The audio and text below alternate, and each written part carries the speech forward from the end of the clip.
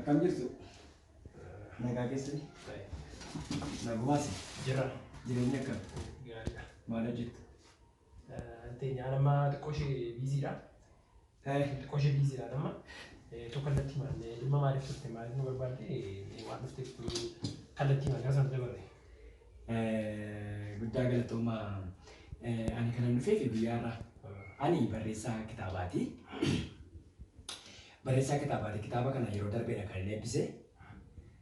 Kitaaba kana irratti dooktorota hedduudhaa fi piroofeesaroota hedduutu irratti hirmaate. Kitaaba kana irratti eeggadde yeroo eebbise kana iddoo taa'umsaa dhibame. Iddoo taa'umsaa dhibame namoota baay'eetu irratti hirmaate. Namoota hedduudha kan irratti hirmaate irratti taa'umsaa dhibame. Harka baay'ee walitti rukutaa turan. Dhugaa dubbachuuf nama biratti gaafanii achi ba'ee illee siinee dhaga'uun hortan deema yaada. Achi ba'ee gaafanii dubbadhu baay'ee namoonni baay'een akka inni fudhatama qabaatu maal ta'a wanta kana waan dhugaa seenaa dhugaa irratti hojjetame kana maal ta'a gara fiilmiitti yoo jijjiirtee naan jennaan egaa namni tokko ofiisaan danda'e waa tokko gochuu hin danda'u.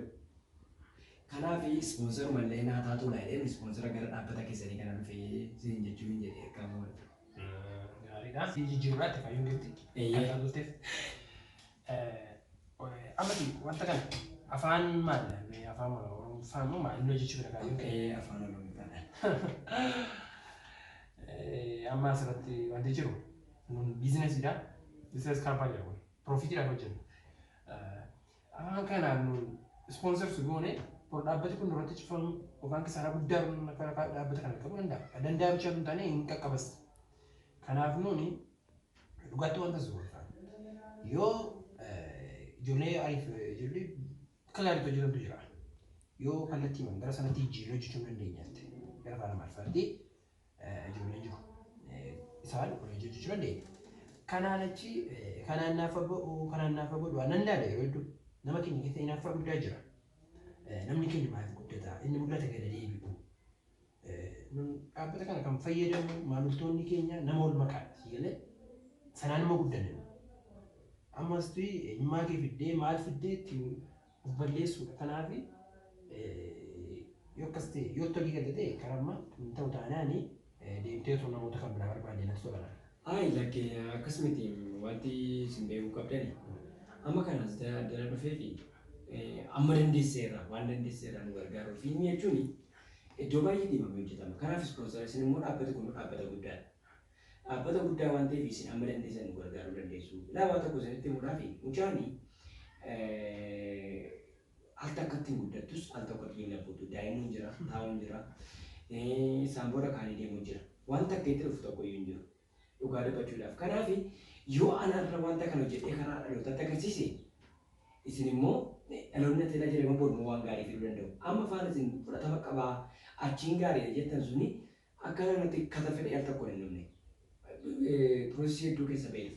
Kanaaf maal ta'a yoo nu gabaabsee nama hojii hedduun qaba. Amma kanaa yoo ani mooraan isheen turte mooraa malti deemsa kana irra namoota hedduu dhufaa ture kan akka keetii. Asis dhuftee itti hagen beeku. Harri yoo dhuftee tas ta'uu danda'a beeku.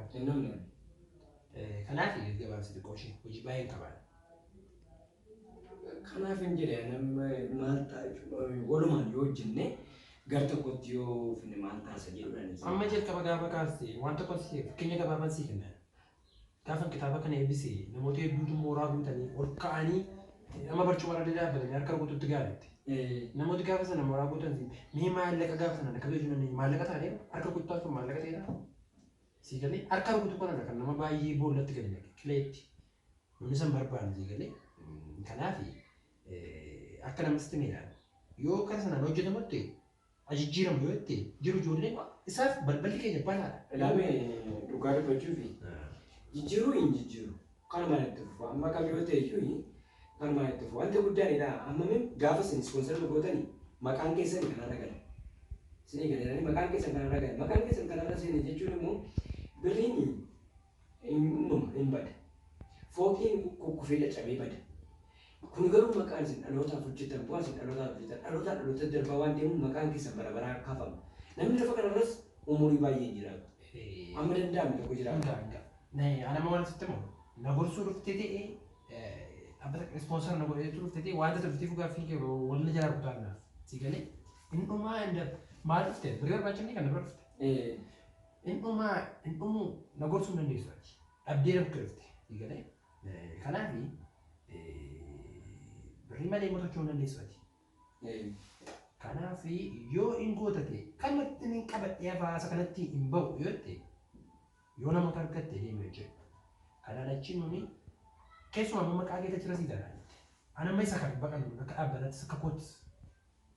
Maqaa keenya irra galachuun dhaabbati kun kisaaraa guddaa ruuteera jechuudha. Siigalee siluma gaafa dhuftee ati waraqaa peejii mana waan tokko baafatee dhufu sirra ture. Saamsameera kan jedhu dhaabbati kun. Amma makara suuraa isaatti immoo kanaaf barreeffamee kun inni danda'ama siigalee.